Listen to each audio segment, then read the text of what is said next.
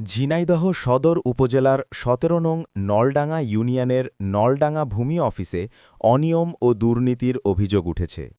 অফিসের পিয়ন তরিকুলের বিরুদ্ধে অবৈধ টাকা লেনদেন ও অসদাচরণের গুরুতর অভিযোগ করেছেন স্থানীয় সাংবাদিকরা।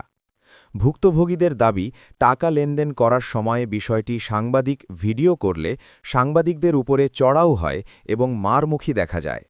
সরকারি ফির বাইরে অতিরিক্ত টাকা ছাড়া কোনো কাজই সম্পন্ন হয় না। অভিযোগ রয়েছে, পিয়ন পদে কর্মরত তরিকুল টাকা ছাড়া ফাইল নড়াচড়া করেন না।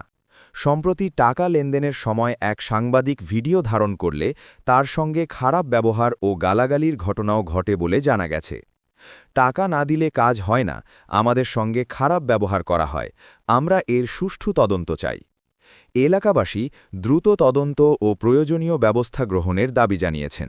তবে এ বিষয়ে অভিযুক্ত তরিকুলের বক্তব্য এখনও পাওয়া যায়নি। বিস্তারিত মোহাম্মদ সবুজ হোসেনের ভিডিও ফুটেজে।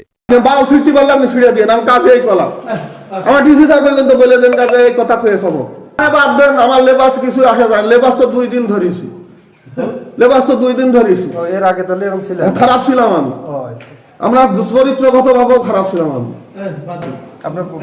আমার বাসা আপনি খুঁজে নেন না, আমি ডিসি চাকরি করি, আপনি খুঁজে নেন না।